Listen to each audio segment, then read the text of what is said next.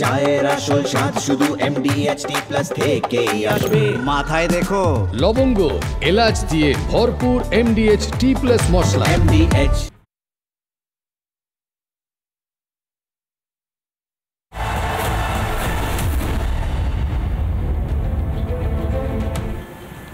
নমস্কার, দেখছেন রিপাবলিক বাংলা, আপনাদের সঙ্গে রয়েছি আমি বিশাখা। শুরু করছি হচ্ছেটা কি, সত্যি হচ্ছেটা কি বলুন তো। আমরা গতকাল যেভাবে চোখ খুলে দেখলাম যে গোটা শহর জলে নিমজ্জিত, ঠিক আছে, একটা প্রাকৃতিক বিপর্যয় হিসেবে আমরা মেনে নিয়েছি। আমরা অনেক কষ্ট করেছি, যে যেখান থেকে যেখানে আমাদের নিত্য প্রয়োজনীয় জায়গাগুলোয় যেতে হয়েছে, কর্মস্থলে যেতে হয়েছে, আমাদের কাজের খাতিরে আমাদের বেরোতে হয়েছে। কিন্তু তার মধ্যে সবথেকে বড় যে বিষয়টা, 9 জন সহ নাগরিককে আমরা হারিয়ে ফেললাম। কেন? এই যে জমা জল, তার জন্য কিন্তু নয়, বৃষ্টি তার জন্য কিন্তু নয়, তার কারণ হলো খোলা তার। খোলা তারে মানুষ মরছে পোকামাকড়ের মতো ডুবে, সেখানে মানুষ বিদ্যুৎস্পৃষ্ট হয়ে তার দেহ ভাসছে। এই রকম ছবিগুলো আমরা কোথায় দেখছি? আমাদের খুব প্রিয় শহর কলকাতা, মেট্রো সিটি কলকাতা, যাকে নিয়ে আমাদের গর্বের কোনো শেষ নেই। সেখানে 9টা দেহ, আমাদের সহ নাগরিকদের দেহ, তাদের অকাল প্রয়াণ আমাদের দিকে তাকিয়ে প্রশ্ন করছে আমরা কি করছি। আর আমরা যাদেরকে আমাদের প্রতিভূ হিসেবে আমাদের মন্ত্রিসভায় পাঠিয়েছি, সেই সরকার কি করছে? রাজ্য সরকার শুধুমাত্র দায় ঠেলছে, নিজের কোনো দায় নেই, শুধু কেন্দ্রের দায়, শুধু CESCর দায়, শুধু এর দায়, তার দায়। কিন্তু যে রাজ্যে তিনি সরকার চালাচ্ছেন, সেখানকার মুখ্যমন্ত্রী মমতা বন্দ্যোপাধ্যায় নিজের ওপর কোনো দায় রাখছেন না। সবকিছু ভালো হলে তার দায়, কিন্তু যাবতীয় ব্যর্থতা নিয়ে প্রশ্ন, সেই প্রশ্নের উত্তর নয়, বরং মানুষকে বলে দিচ্ছেন জলের তলায় কিন্তু খোলা তার থাকতে পারে, সেই জন্য আপনাকেই সচেতন থাকতে হবে। এই সমস্তগুলো নিয়ে প্রশ্ন করতে হবে, প্রশ্ন করার সময় হয়ে গিয়েছে, বারবার প্রশ্ন করতে হবে, সেই প্রশ্নগুলো করব। কিন্তু তার আগে এই যে সহ নাগরিকদের হারালাম, তার বাড়ির লোকজনের কি অবস্থা, বাড়িতে কি পরিস্থিতি, সমস্তটা খতিয়ে দেখেছেন আমাদের প্রতিনিধিরা। দেখুন বিশেষ রিপোর্ট। এক রাতের বৃষ্টি, জমা জল, জলমগ্ন শহর কলকাতা, এই পর্যন্ত তাও মেনে নেওয়া যায়। কিন্তু এর পর শুরু হলো মৃত্যু মিছিল। জমা জলে খোলা তার, মৃত্যু। 52 বছর বয়সী জিতেন্দ্র সিং বাড়ির সামনে বিদ্যুৎপৃষ্ট হয়ে গতকাল তার মৃত্যু হয়েছে। এখানে প্রায় কোমর সমান জল ছিল, এমনটাই স্থানীয়রা জানাচ্ছেন। এই কোমর সমান জলের মধ্যে জিতেন্দ্র সিং পা রাখার সঙ্গে সঙ্গেই বিদ্যুৎপৃষ্ট হয়ে যায়। এই বক্সে প্রায় মাঝামাঝি সময় জল প্রবেশ করে গিয়েছিল। এখন প্রশ্ন হচ্ছে, শহরে একের পর এক বিদ্যুৎপৃষ্ট এই মৃত্যুর ঘটনায় দায় কে নেবে? শর্ট সার্কিট হয়ে গেল। কোথা থেকে? এই বক্স থেকে। বক্স থেকে মানে বক্সে তো জল ঢুকে গেছিল, তো আচ্ছা, তো জল এসে মানে আর্থিক মুখে ধরে নিয়েছে। এরপরেও লাশ গোনার পালা। বিদ্যুৎস্পৃষ্ট হয়ে মারা গিয়েছেন রামগোপাল পণ্ডিত। আকস্মিক মৃত্যু, বিদ্যুৎস্পৃষ্ট হয়ে মারা যাওয়ার ঘটনায় তারা গোটা পরিবার শোকাহত।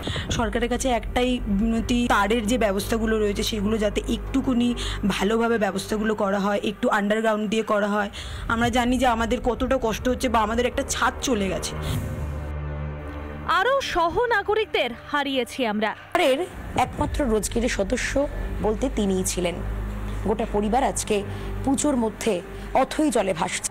এই যে বলা হচ্ছে CSC দপ্তরে চাকরি দেওয়া হবে, বিদ্যুৎ দপ্তরে চাকরি দেওয়া হবে, যাদের পরিবারের এই ক্ষতি হয়ে গিয়েছে তাদেরকে, সেই পরিবারকে চাকরি দিয়ে কি ক্ষতিপূরণ করা যাবে? মানুষ কি আর ফিরে আসবে? ঠাকুরপুকুরের শুভ প্রামাণিকও প্রাণ হারালেন, হাহাকার পরিবারে।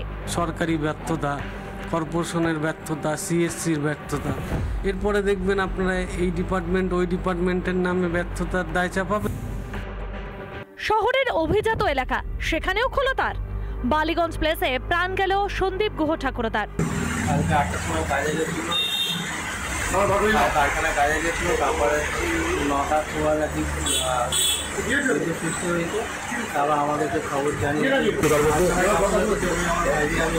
গতকাল তিনি কাজের উদ্দেশ্যে বেরিয়েছিলেন, কিন্তু কাজের উদ্দেশ্যে বেরোনো মাত্রই তিনি বাড়ির সামনেই কিন্তু এই জমা জলে পড়ে যান, এবং তারপরেই কিন্তু তার মৃত্যু হয় বিদ্যুৎস্পৃষ্ট হয়ে। আমরা দেখতে পাচ্ছি তার যে বাড়ির যে গেট রয়েছে, বাড়ির গেটের উপরে পুজোর জন্য বিভিন্ন রকমের যে আলো, সেই আলো কিন্তু সাজিয়ে রাখা হয়েছে, এবং সেই আলোর তার বিভিন্নভাবে খোলা তার কিন্তু পড়ে রয়েছে। অর্থাৎ আমরা আসছি, দেখছি উনি এখানে পড়েছিলেন গেটের সামনে। হ্যাঁ, ওইখানে পড়েছিল, এখানে অবধি ভেসে এসেছিলেন জলে। বছর 34-এর ইন্দ্রজিৎ বর্মন তিনিও খোলা তারের বলি। কিন্তু যে সময় তিনি মাছ ধরেন এবং তারপরে যখন তিনি উঠে বেরিয়ে আসতে চান, তখনই তার বন্ধুর যে ফ্ল্যাট, সেই ফ্ল্যাটের গেটে তিনি স্পর্শ করা মাত্রই সেই কারেন্ট চলে আসে এবং তারপরেই কিন্তু তড়িতাহত হয়ে তিনি কিন্তু তার কিন্তু মৃত্যু হয়। কি করবো বলেন তো, আমি কি করবো? আমার একটাই ছেলে ম্যাডাম, আমার কিচ্ছু করার নেই, আর কিচ্ছু বলার নেই। এতগুলো প্রাণ অকালে ঝরল। কলকাতা দেশের অন্যতম বড় মেট্রো শহর, কিন্তু কোনো সভ্য শহরে মানুষ খোলা তারের বলি হচ্ছে এই জিনিসও কোথাও দেখা যায়? মুখ্যমন্ত্রী বলেছেন বিহার উত্তরপ্রদেশের জল গঙ্গায় আসছে, পাঞ্চেত ডিভিসির ড্রেজিং হচ্ছে না। আবার বলছেন খোলা তারের সব দায় সিইএস এর। সব বলে আবার বলছেন খোলা তার জলে থাকলে যেন সহনাগরিকরা দেখে নেন। মৃত্যু, জমা জল, খোলা তার সব দায় অন্যের। মুখ্যমন্ত্রী কি মনে করেন মানুষ এতটাই ঘাসে মুখ দিয়ে চলে? আর কত বোকা বানাবেন রাজ্যের মানুষকে? রিপাবলিক বাংলা।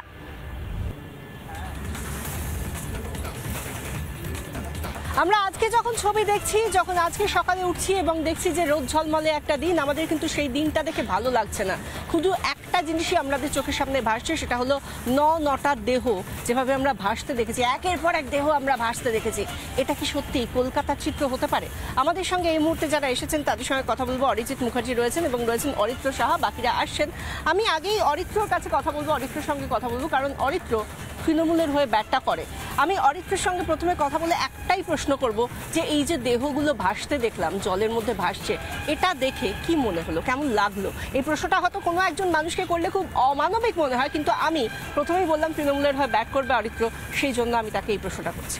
না দেখুন, এই জিনিস দেখে তো কারোরই ভালো লাগে না। আমি ব্যক্তিগতভাবে এই ছবি কালকে দেখে ব্যক্তিগতভাবে প্রচণ্ড মর্মাহত এবং আহত হয়েছি মনে প্রাণে, যে এই জিনিস আমরা তো আশা করিনি যে এই জিনিস হবে।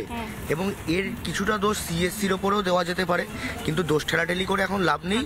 কিন্তু যেহেতু হয়ে গেছে একটা ঘটনা, সেই ঘটনাটাকে এখন যাতে আগামী দিনে যাতে না হয় সেই জিনিসটা আমাদের দেখতে হবে। আচ্ছা, এই যে দোষ ঠেলাঠেলি করে লাভ নেই, আমি একটু অরিত্রর কাছে, অরিজিতের কাছে আসি।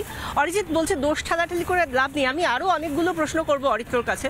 তো প্রথমে আসি, এই যে এই ছবিগুলো আমরা যে দেখছি, এই ছবিগুলো পোকামাকড়কে আমরা দেখে থাকি, আমরা পোকামাকড়কে ভাসতে দেখি জলে, কিন্তু মানুষ কিভাবে ভাসতে দেখা যায়? এভাবে কি আমরা মেট্রো সিটি কলকাতাকে চিনেছি? না, খুব উল্লেখযোগ্য বিষয়, যখনই কোনো ক্রেডিট নেওয়ার জায়গা হয় তখনই রাজ্য সরকার মুখ্যমন্ত্রীর ছবি বড় বড় করে লাগান, বলেন আমি প্রার্থী, আবার বলেন আমার জন্য উন্নয়ন হয়েছে। কিন্তু যখনই দুর্নীতি হয় তখন বলবে সিএসসি জানে, যখনই মৃত্যু ঘটে তখন বলবে ইলেকট্রিক সাপ্লাই বুঝবে। আমার কথা হচ্ছে সঞ্জীব গোয়েঙ্কা কি করবে না করবে, মুখ্যমন্ত্রী তার সাথে কথা বলেছেন, কি করেছেন সেটা ব্যক্তিগত ব্যাপার। আমার খুব পরিষ্কার বক্তব্য, এই যে এতগুলো মৃত্যু, এর দায় নিয়ে প্রথমত কলকাতার মহানগরী ফিরহাদ হাকিমকে অবিলম্বে পদত্যাগ করতে হবে এবং তাকে গ্রেপ্তার করা উচিত।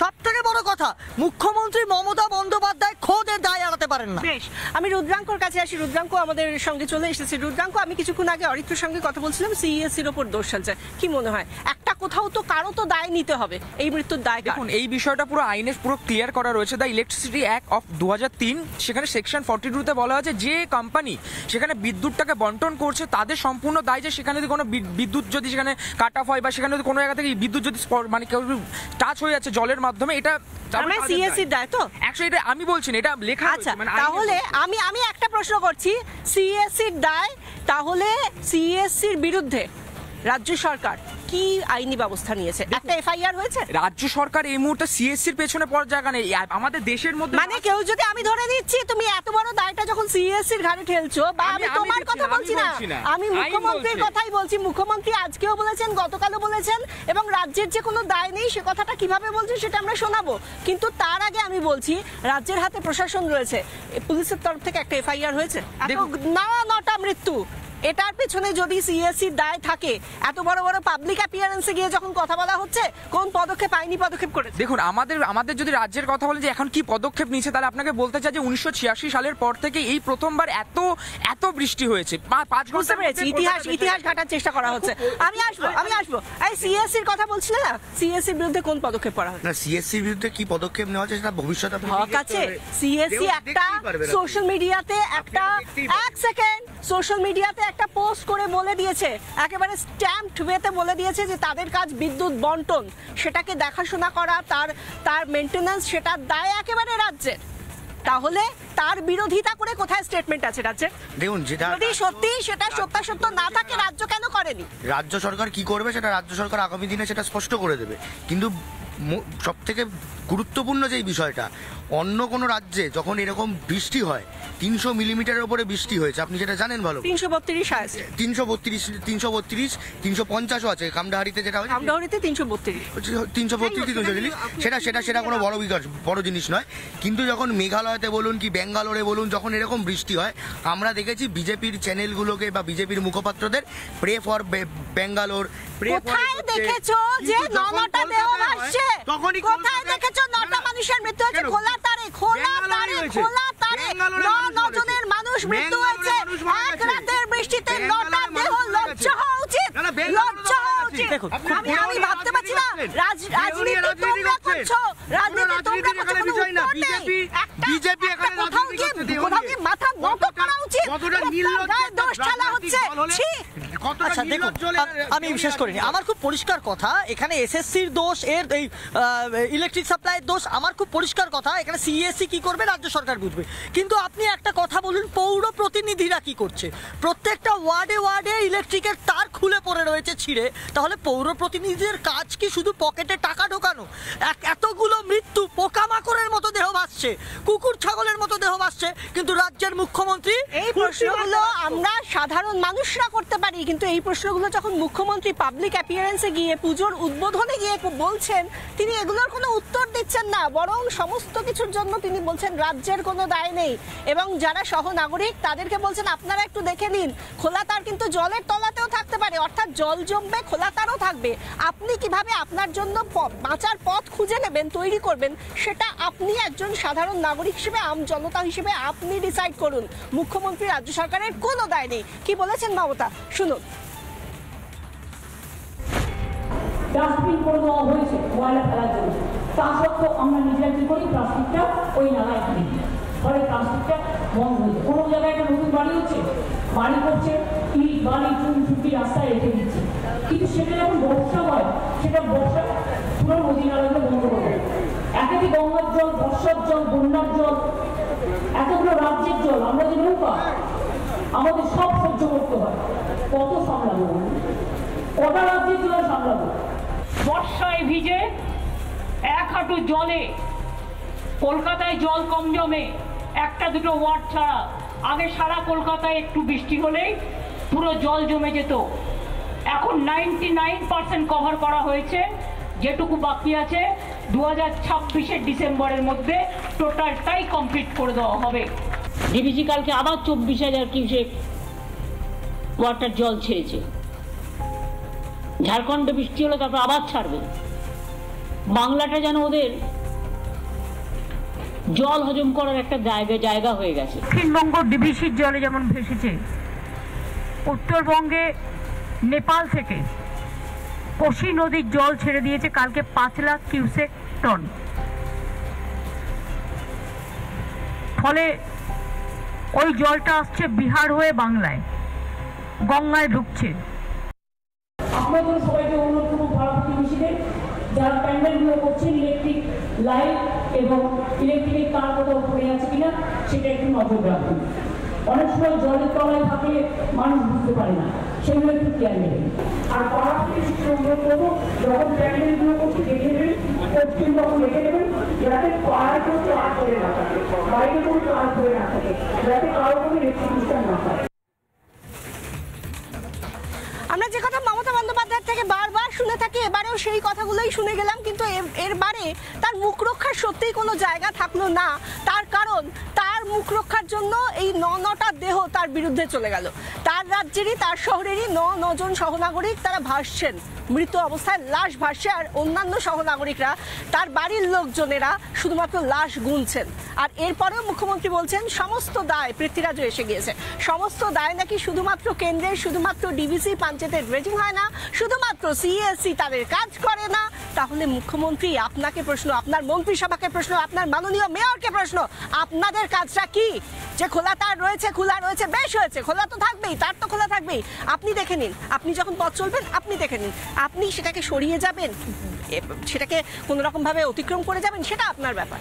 দেখুন, মুখ্যমন্ত্রী এমনই বলছেন। মুখ্যমন্ত্রী এবং তৃণমূল সরকারের বদান্যতায় পশ্চিমবঙ্গের পরিকাঠামো ভিত্তিক উন্নয়নের শেষকৃত্য সম্পন্ন হয়ে গেছে এই মুহূর্তে। এবং সবথেকে বড় কথা, এই যে আজকে এই যে জল জমছে এত কথা বলছে রাজ্য সরকার, 2011 থেকে 2025 টোটাল এশিয়ান ডেভেলপমেন্ট ব্যাংক থেকে প্রায় $600 মিলিয়ন করা হয়েছে, অ্যাপ্রুভড লোনস দেওয়া হয়েছে।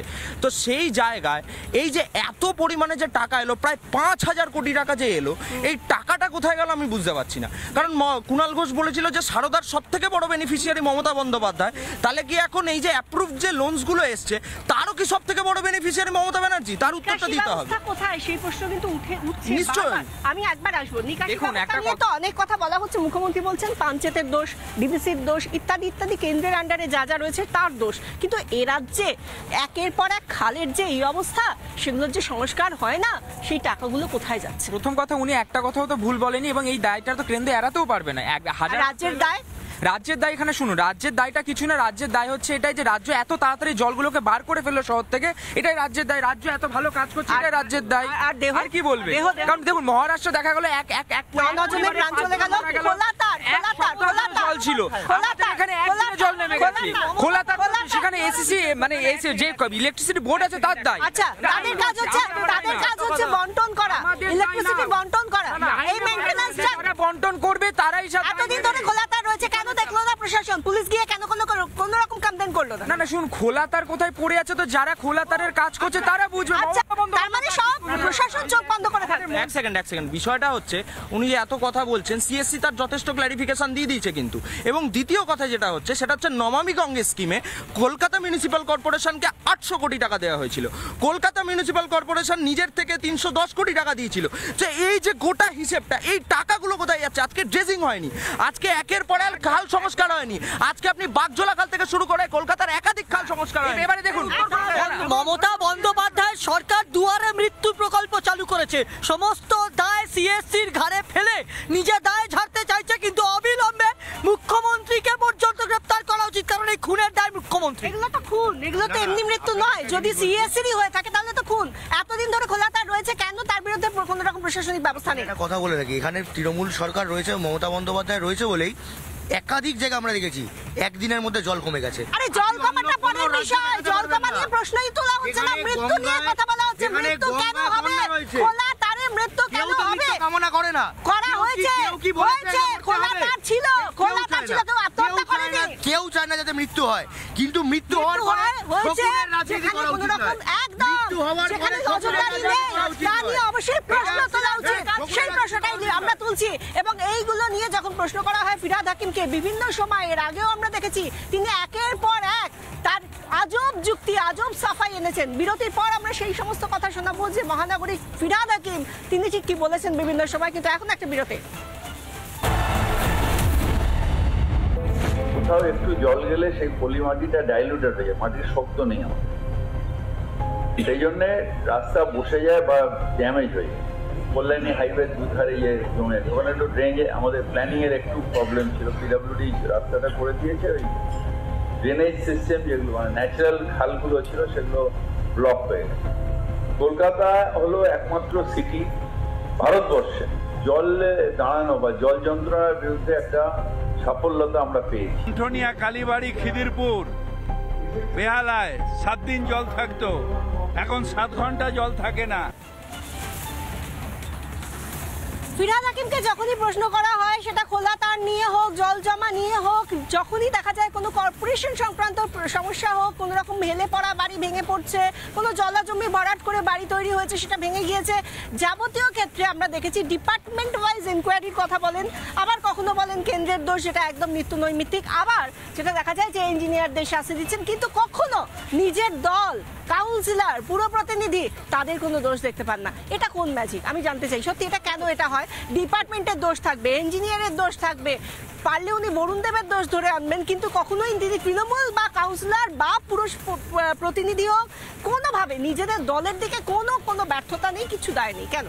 আমি বললাম না আপনাকে প্রথমেই যে যখন ক্রেডিট নেবার বেলায় তখন ফিরহাদ হাকিম, মুখ্যমন্ত্রী অভিষেক বন্দ্যোপাধ্যায় তারা সবার আগে পৌঁছবেন, কিন্তু যখন দায়ভার নিতে হবে তখন তারা রিজেক্ট করেন, কারণ তারা জানেন যে এই যে মৃত্যু অথবা অনিচ্ছাকৃত খুন এটার দায় তাদেরই, এবং তারা বুঝতে পারছেন সাধারণ মানুষ কিন্তু বুঝে গেছে যে মুখ্যমন্ত্রীর যে বক্তব্য সেখান থেকে পরিষ্কার যে এই মৃত্যুগুলোর দায় মমতা বন্দ্যোপাধ্যায় এড়িয়ে যেতে চাইছে। এড়িয়ে যাচ্ছেন কেন? এড়িয়ে যাওয়ার কারণটা কি? আচ্ছা একটা কথা, যেখানে এত বড় ঘটনা ঘটছে কোনো দায় রাজ্যের তো থাকবেই, একেবারে কোনো ঝঞ্ঝাট নেই সেটা তো হতে পারে।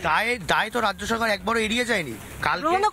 কালকের থেকে মুখ্যমন্ত্রী একাধিক জায়গায় বলেছে, একাধিক প্রেস কনফারেন্স করেছে, একাধিক নিউজকে সাক্ষাৎ দিয়েছে যে এই যে পরিস্থিতি এটা তো কোনোদিনও কাম্য ছিল না, মানে দুর্ভাগ্যজনক। কিন্তু এই ধরনের ঘটনা কিন্তু দুর্ভাগ্যে হয়নি, এটা একেবারে নজরদারির অভাবে হয়েছে। এই নজরদারির অভাব যে আছে সেটা তো কোনোভাবেই নেগলেক্ট করা যায় না, সেটাই তো নেগলিজেন্স, সেটাই তো শাস্তিযোগ্য অপরাধ। দেখুন, রাত্রেবেলা 5 ঘন্টার বৃষ্টি, 300 মিলিমিটারের ওপরে বৃষ্টি হয়েছে, যেটা একটা রেকর্ড। তার মধ্যে 24 ঘন্টার মধ্যে, তার আগে থেকে খোলা তার ছিল, তার মধ্যে 24 ঘন্টার মধ্যে জল নেমে গেছে, এটাও দেশের মধ্যে।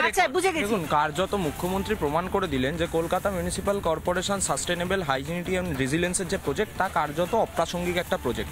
তার কারণ মুখ্যমন্ত্রী বলছে সমস্ত মৃত্যুর দায় তাদের নয়। ঠিক একই আপনাকে বলি, যখন পার্থ চট্টোপাধ্যায় গ্রেপ্তার হলো তার আগে পার্থ চট্টোপাধ্যায় দলের মন্ত্রী, যেই গ্রেপ্তার হয়ে গেল টাকা নিয়ে নিল, পার্থ চট্টোপাধ্যায়কে সরিয়ে দেওয়া হলো। আমরা সত্যি বুঝতে পারি না, একটার পর একটা ক্রাইসিস তৈরি হয়, একটার পর একটা অপরাধ হয়ে যায়, একটার পর একটা নজরদারিহীনতা থেকে যায়, মানুষের মৃত্যু হয়, কোথাও গিয়ে মানুষ সব দিক থেকে মানুষই শিকার হয়, কিন্তু মুখ্যমন্ত্রী হন বা তার মন্ত্রিসভার অন্যান্য মন্ত্রীরা হন কেউ কোনো রকম দায় নেয় না। কিন্তু এবার তো দায় নিতেই হবে। বাংলার মানুষ একটার পর একটা প্রশ্ন করছে, মুখ্যমন্ত্রী জবাব দিন। আজ এখানেই হচ্ছেটাকে শেষ করছি, এই সংক্রান্ত প্রশ্নগুলো থাকবেই। এরপর ফিরে আসছি ব্রেকিং নিউজ নিয়ে, দেখতে থাকুন রিপাবলিক বাংলা। স্বাস্থ্য আর নিউট্রিশন পাবে, শরীরও স্ট্রং হবে, অল্প খেলেই পেট ভরে, ডাইজেশন ঠিক রাখে। MDH সোয়াটিন, আসল প্রোটিন।